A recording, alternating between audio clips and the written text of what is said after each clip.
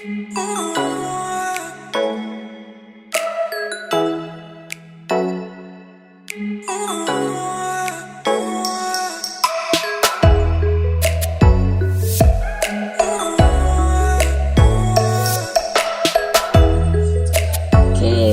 guys di channel kita untuk memberikan info penting tentang seleksi P3K tahun 2024.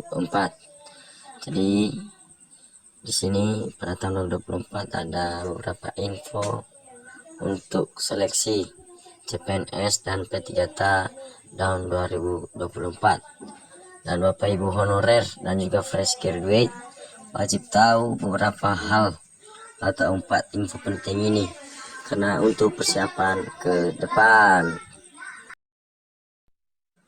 Info pertama yaitu sebanyak 1,7 juta honorer punya NIP P3K tahun 2024. Menpan RB Abdullah Azwar Anwas memastikan sebanyak 1,7 juta honorer akan mendapatkan NIP P3K tahun 2024. Salah satunya lewat tes ya.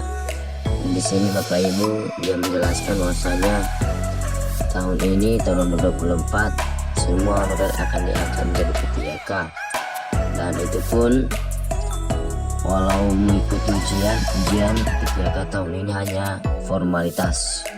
Jadi Bapak Ibu yang akan melamar P3K bersiap-siap supaya tahun ini akan mendapatkan NIP. Jadi ujian pada tahun ini hanya sebagai formalitas saja. Mudah-mudahan berita ini akan menjadi benar. Nah, kedua Bapak Ibu yaitu pengangkatan honorer ini tergantung usulan Pemda. Yang jadi seperti dijelaskan bahwasanya sebanyak 1,7 juta honorer ini akan mengikuti ujian P3K secara formalitas. Nah, di sana juga pelaksana tugas Kepala BKN Haryono menjelaskan bahwasanya memang benar itu akan diambil dari data pada tahun 2021. Jadi ini semua dilaksanakan sesuai juga usulan dari Pemda. Berarti kalau tidak ada usulan dari Pemda, berarti Bapak Ibu yang di masing-masing Pemda tidak bisa diangkat menjadi P3K. Tapi kalau ada usulan Pemda, maka kita sebagai Bapak Ibu guru yang ikut ujian akan hanya sebagai formalitas saja. Jadi misalnya Pemda mengusulkan beberapa formasi, jadi kita bisa mengisi formasi itu. Jadi Bapak Ibu berdoa saja semoga ke depan Pemda membuka formasi yang betul banyak buat Bapak Ibu guru yang melamar P3K dan juga untuk CPNS. Nah, selanjutnya Bapak Ibu ketiga ditetapkan formasi CASN 2024 sebanyak ini ya 1,8 juta. Ini Bapak Ibu ditambah dengan CPNS dan P3K ya.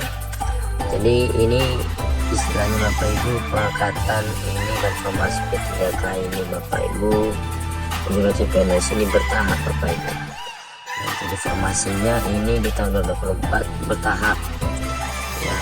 Jadi Bapak Ibu guru di tahap pertama jika tidak ada peluang untuk melamar, jadi di tahap kedua atau ketiga nanti ke depan pasti ada ya. Jadi Bapak Ibu persiapkan data-datanya, kalau data-data di Dapodik divalidkan semua, karena kadang kita tidak bisa melamar jika data kita tidak valid. Jadi Bapak Ibu silakan persiapkan datanya masing-masing yang valid, karena ini adalah kadang kalau kita melamar itu kendalanya adalah dari data-data kita,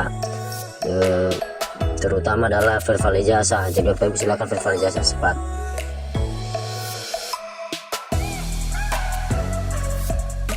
Nah, setelah itu Bapak Ibu keempat dan terakhir yaitu dibutuhkannya talenta digital dari fresh graduate ya Bapak Ibu. Jadi untuk Bapak Ibu yang baru menamatkan, nah di sini Bapak Ibu akan dibutuhkan ya.